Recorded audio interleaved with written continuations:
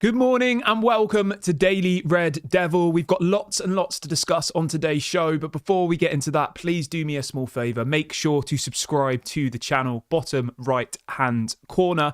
Just about to hit 40,500, so go and do that right now if you haven't already. And be sure to drop a like on the video. Let's try and see 500 likes on this episode. Right, so on the show this morning, we are going to be talking about Casemiro, with reports suggesting he is on the brink of signing for a Saudi Pro League team. We'll also be bringing you the news on Diallo signing a new contract at Manchester United, and also a bit about PSG supposedly wanting to bid for Garnacho. There's lots and lots of other stuff to get into. So yeah, lots to discuss today. But the question I've got for you this morning is about Garnacho. Now, how does everyone feel about Garnacho? Is he somebody who should be at Manchester United for the future? Is he somebody you would sell? Let me know your thoughts in the comment section below. Would you sell Garnacho? Simple question. If you would, how much do you think he's worth? If you wouldn't, then obviously, put that in the comments. Let me know your thoughts below. Right, but let's start off by talking about... I guess we'll talk about Garnacho. Why not? Let's start there. So this story is coming out from... Where is it? Let me just get it up. It's coming out from the Times newspaper here in the UK. And the headline is that PSG are now monitoring Garnacho's situation at Manchester United as they look to strengthen their wing options this window. To be fair, I could see Garnacho in a PSG shirt. I don't know why. He's got that kind of vibe about him, doesn't he? Yeah, I don't know why. I just have that feeling. And obviously, they've still got this massive hole in their attacking line after, obviously, Kylian Mbappe left in the summer. So, I mean, for me personally, if he was going to PSG, we know that they've got endless amounts of money. I would probably be asking for... I reckon his realistic value is probably about £50 million. That's being realistic, right? I think you could probably push it a little bit with PSG, maybe 60, 70 million pounds. Obviously, he still is only 20.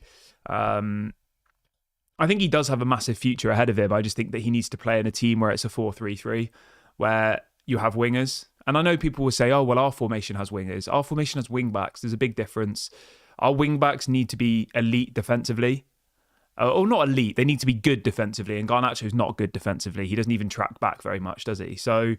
it's a little bit of a shame, really, because I think, if Garnacho put his mind to it, I think he could work in this Ruben Amorim-style team. It's just whether, at the age of 20, he wants to commit himself to becoming a more developed defensive player, opposed to going to a PSG where he'd play on the left wing and wouldn't really be expected to do much defensively. And you know what? In some ways, I can't blame players. If you're good attacking, that's your main attribute, and you get a manager who comes in who says, I'm going to play you as a left wing back, then you're going to have to pretty much learn how to do something completely new, aren't you? Which, maybe he should do, but yeah, I don't really think Garnacho suits this system. I don't think Rashford suits this system.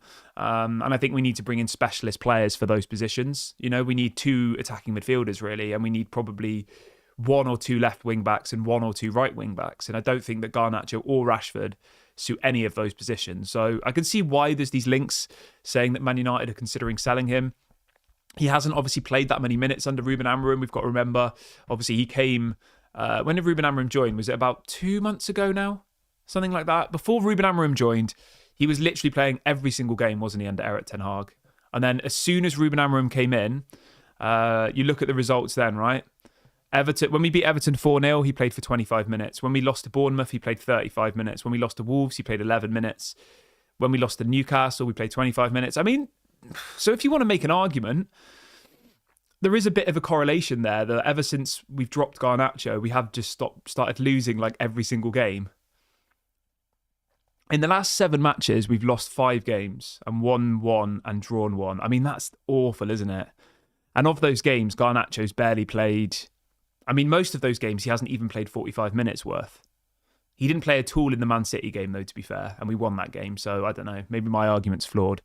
But, I personally, if we could get, I would say £60 million, something around there, 50, 60 million, and, it was a PSG who wanted to buy him, I think you'd have to consider it, to be honest, because, I just don't really see how he's going to work in this current system. That doesn't mean that I don't think he's a good player. I like Garnacho, I really do, but I think to get the best out of Garnacho, he needs to be playing as a player more further up the pitch and not somebody who's being expected to do defensive work. I know every player has to defend, but a left wing back is a defender really who attacks, So it is quite a specialist position, and I don't think that Garnacho can do it, and I don't think Rashford can do it. Maybe they can do it. Maybe they just don't want to do it. That's the point I'm making. But yeah, let me know what you think. Like, would you sell Garnacho? Let me know what you guys all think. Yeah, you can get in the comments section. Get your comments in and I'll read a few of them out about Garnacho. Let me know what you all think. But yeah, I personally would say that at the moment, I don't think he suits the system, but I think further down the line, we probably will regret selling him, to be honest, because I can see him going to PSG. He'll probably completely dominate the French league, let's be honest. He'll go there, he'll probably do really well, and Man United will look stupid. I mean, the prime example of that is Mason Greenwood, right? Although everybody knew Mason Greenwood was a good player, that was never the question with Mason Greenwood, was it? There was never a debate about whether he was a good player. He was probably our best attacking player. He's better than Rashford. He's better than Garnacho. And he's gone to the French league and he's got 10 goals and 2 assists in 16 games. And I could see Garnacho going to somewhere like a PSG and replicating that quite easily, to be honest. So, yeah, I'll keep you updated on that one. But obviously, you can let me know your thoughts on Garnacho. Do you think he'll stay at Manchester United? If PSG do come in with a bid for him, how much do you think he's worth? Let me know your thoughts in the comment section below. Right, let's move on from that, though, and let's jump over to some positivity, because we have got some really positive news this morning. And that is that apparently Amad Diallo has now signed a new contract at Manchester United. Apparently the deal will run until 2030, which is a 5-year deal. Wages-wise, apparently it's being described as the highest of the young players. So let's have a look at the Man United wage bill really, really quickly. Let's have a look. And you know what I really like about this story as well? Apparently, Amad was approached by multiple other clubs who tried to sign him, and he said he wanted to stay at Manchester United, which I really like. He loves the club, you can just tell. I love the fact that with Amad, he has silently in the background worked his way up. Obviously, he went on loan to Rangers, then he went on loan to Sunderland. He's grinded and grinded and grinded, and there isn't any other player in our team who deserves it as much as Amad Diallo. I honestly believe that. I think his work ethic, I think his determination is inspiring. In a modern era where most footballers check out if they have a bad game, or they don't care, or then they're not interested. They're more interested in fashion, or they're more interested in going out drinking, or like going to clubs. Like, that's what modern footballers are like. Some modern footballers, obviously not all, but Amad Diallo has just silently worked behind the scenes and just worked hard constantly. So yeah, in relation to the wages, it's being described as he'll be the highest of the kind of young players. So I imagine it will be somewhere around 100,000 a week. Somewhere around there, which I think he's worth. I think 100,000 a week is perfectly reasonable. He's still young. He's only 22. I've got no problem with that whatsoever. I think a lot of people in the fan base were a bit concerned when you were hearing that Mainu was supposedly asking for 200,000 a week, which to me sounds way too much for someone at the age of 19, who's had one breakthrough season. And I think it's one of those ones where, as much as I love Kobbie Mainoo, if you give him 200 grand a week, right, at the level he is now, what happens if in 2 or 3 years we start winning things? What happens if in 2 or 3 years we start winning, I don't know, we win the Europa League, or we win, surely like they're going to be like, oh, I want 300 grand a week now. Like, do you know what I mean? It's a very dangerous game that you're playing. And I think giving Amad 100,000 a week is fair. That is how much he should be being paid. And for me personally, I don't really see how, maybe Mainu earns a tiny bit more than that, but you can't put him up there with the highest earners, because realistically, we've been proven right that the highest earners at the club aren't deserving of that type of money. You look at Casemiro on 350 grand a week. You look at Rashford on 300 grand a week. You look at Mason Mount on 250 grand a week. And you would hope that Man United have learnt their lesson, and that really the way forward for modern day football clubs is to do a reasonable base salary. So it might be that, he earns 100 grand a week, but then they have incentives. So I don't know, if Man United win the game, he gets 10 grand extra. Do you know what I mean? That's how Arsenal do it, and I think it works really well, where you're effectively incentivizing these players with money. And I know some people will say, oh, we shouldn't have to incentivize them. They're playing for the biggest club in the world. Don't they understand what a privilege it is? And I know to me or you, we feel like that, but most footballers these days are mercenaries. Most footballers these days are just going to go whoever's going to pay them the most money. They don't care. It's as simple as that. They're just looking out for their families. They're looking out for the next generation of their family, for their kids, for their kids' kids. That's all they care about is money. Money, money, money. And what Man United have done badly in the past is they've caved in to these mercenaries and they've said, oh yeah, great, let's sign Casemiro. Let's give him 350 grand a week. He was on 150 grand a week at Real Madrid. We almost tripled his wages. And that's why we are in one of the many reasons why we're in the position we are, is because now we have a squad of overpaid players who are underperforming and they have no incentive to perform, because whether Casemiro plays or not, whether Man United win or not, Casemiro still gets his 350k a week. Whereas, if it was more of a, like I suggested, like in this Manu situation, you give him 100 grand a week base salary and then you give him incentives. Incentives that could mean he could earn 200 grand a week if certain incentives are met. Like, I would be fine with that. So hopefully Man United have learned their lesson. I certainly wouldn't be being held to ransom and giving someone 200 grand a week base salary at the age of 19 who's had one season where, yes, he was good, but we still finished 8th. And a manager got sacked at the end of it pretty much. So it's like, you've got to take everything into consideration.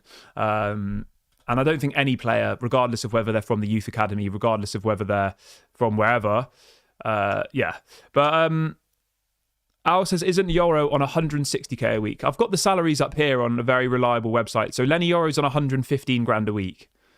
So I imagine Ahmad will be somewhere around there. So Lenny Yoro's on 115, Xerxes on 105, Højlund's on 85, Diallo's on 85, Garnacho's only on 50.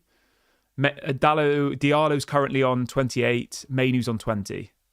So you can see the ones who are looking for the new contracts. Obviously, Ahmad and Mainu are vastly underpaid at the moment, but it's how much do their salaries go up? And I think, in and around the 100,000 a week mark is probably fair. So, yes. John says, Garnacho is too young to sell. Give him 12 to 24 months and then make a decision. You know what? I do agree with you, but at the same time, we need money.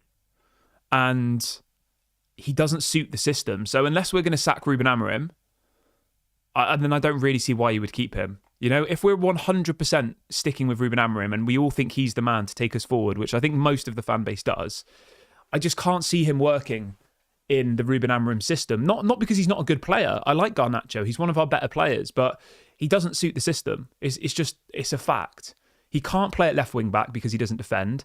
And when he plays in the number 10 position, it's not natural to him. Him and Rashford, Garnacho and Rashford, are best on the left wing, touching the sideline, running down the pitch, Whereas with Ruben Amorim's system, it's like the central attacking midfielders are playing just behind the striker, aren't they?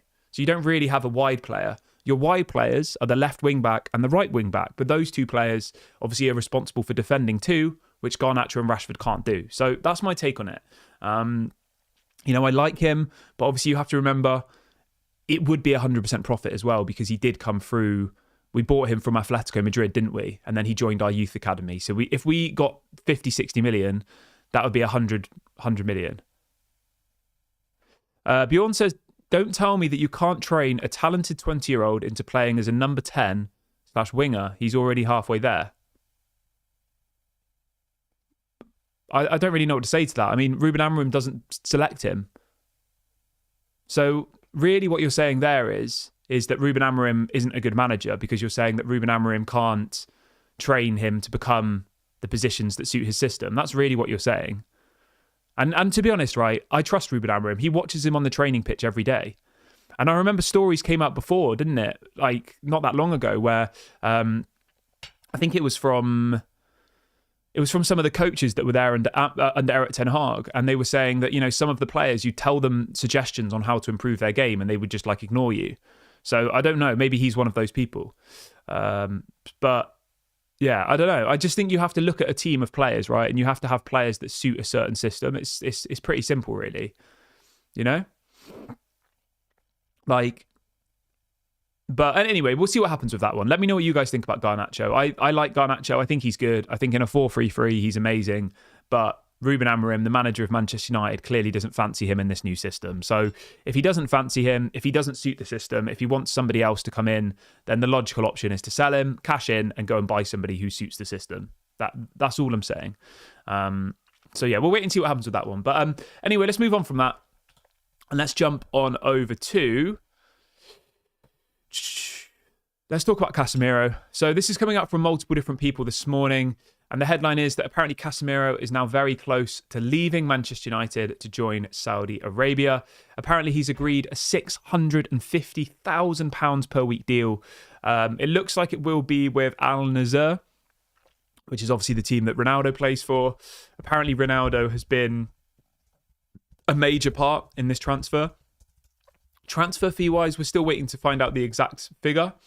But it looks like it's going to be somewhere around 30 million euros, which is what, about 25 million pounds, something like that. So yeah, it'll be interesting to see how much Manchester United end up getting for Casemiro. I think it is definitely the best thing for him to be moving on. You know, like, there isn't really an argument. I don't really see why we would keep Casemiro. I can't think of a single argument. People might say, oh, his experience, but I think in some ways his experience now might actually make matters worse, because you've got a player in the dressing room who's not being picked, sat on the bench, past it, who's won 5 Champions Leagues, and is probably somewhat looking down at the other players. Not looking down in a nasty way, but do you know what I mean? Like, it'd be hard to give him feedback, because even if Ruben Amorim tells him something, you know, he's going to be thinking, well, I've won 5 Champions Leagues, like, who are you? You know, and we said this was a problem before at Man United, didn't we? Where getting the manager right was so important, because a lot of these players think they're better than they are, or a lot of these players are still living in the past, like Casemiro is. So I think him leaving is the best for everybody. Man United will probably scrape back some of the fee they paid. Obviously, I think we paid about £70 million for him, which is still confuses me to this day how we paid £70 million for a 30-year-old. But anyway, so be it. But obviously the main thing for Man United is that we would clear his wages. His wages at the moment are £350,000 a week, which is over £18 million per season. So now really is the time to cash in, because he does only have a year and a half left on his deal. His contract expires next summer. So yeah, we need to move him on now. And if we get 30 million for him, I'll be absolutely buzzing, to be honest. I'll be very happy. Yeah. And then hopefully that will allow us to go and buy somebody else, whether that's Edison from Atalanta, somebody younger, effectively, somebody to come in and beef up that midfield. Because at the moment, I think Manuel Ugarte and Mainu are doing a good job, but I think we still need somebody else in that midfield desperately. You know, when you look at, say, like Newcastle's midfield, they've got Bruno Guimaraes, Joel Linton, and Tonali. I mean, that is, in my opinion, a world-class midfield. Like, obviously, I'm not saying it's the best midfield ever, but like, if you look at Newcastle's midfield versus the other teams in the Premier League, I reckon it's probably one of the best. Like, I would take every single one of those players at Man United, Tonali, Guimaraes, and Joel Linton, genuinely. And we need to kind of have that, where we have a, like an amazing midfield, whether it's Mainu, Ugarte, and Edison. Like, that sounds solid to me. So, yeah, hopefully this deal happens soon, and hopefully it still leaves us enough time to go and sign a midfield replacement, because we do need to bring someone in. There is obviously the possibility that Toby Collier gets promoted permanently to the first team and kind of fills the void until the summer. I wouldn't be totally against that. I think Toby Collier has obviously impressed when he has performed, although there are some stories coming out this morning suggesting that apparently Toby Collier might be going out on loan to the Championship. So we'll see what happens there. My preference would obviously be to go and sign somebody, but it's just whether they can do the deal or not. You know, whether the funds are available to get us an Edison or someone of that caliber, which there might not be. And Atalanta might say, you know what, we're in the title race in Serie A. We don't want to sell him now. You know, that is obviously a possibility. Atalanta are 3 points behind Napoli in Serie A with a game in hand. So, you know, they are in a title race, Atalanta. So, yeah. But let's see what else we've got in the chat today. We've got lots of comments coming in.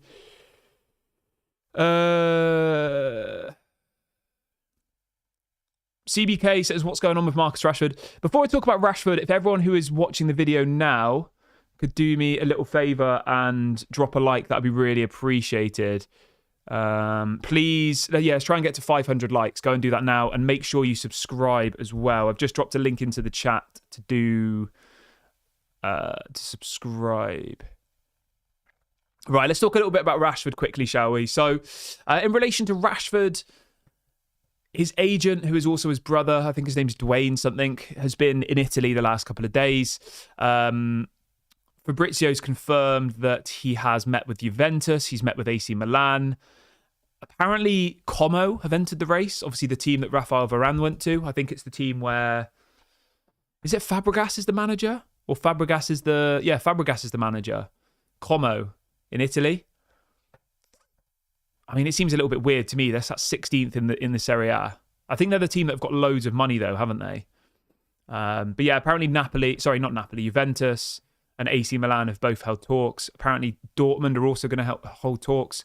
But the main story coming out about Rashford at the moment is that the clubs who are interested in taking him aren't even willing to cover half of his salary. His salary's 300 grand a week. They're not even willing to cover 150 grand a week of it. I mean, that is pretty awful, isn't it? So it might end up being that we loan out Rashford, right? And the teams are only willing to pay like 100 grand a week of his 300 grand a week salary. So Man United would still be paying Rashford like 200 grand a week. And, like a Juventus would be paying the other 100 grand a week. Which I think is pretty embarrassing, to be honest. You've got a player who's not even trying, a player who's had countless off-field issues, whether it's the Belfast incident, whether it's supposedly going out to clubs, 48 hours before games, whatever. And then you reward that player by saying, all right, off you go and play football in Milan and we'll still pay your salary. But I mean, that's just how football is. We have a contract with the player. Some people have said to me, is he not breaking the contract by doing these things? And to be honest, I'm sure Manchester United have considered these things. And, I don't know. Obviously, I'm not a lawyer. I don't know the ins and outs of football contract law and stuff. So, I don't know. It does seem a little bit shady to me, but I'm sure Man United have considered this, that if there was any reason or grounds for them to say you've broken the terms of the contract, I'm sure they would have done that. So, yeah, it looks like at the moment it's going to be Man United heavily paying his wages and Rashford getting the opportunity to go out and play somewhere else on loan and have a fresh start. Hopefully that increases his value, and then hopefully in the summer we can sell him.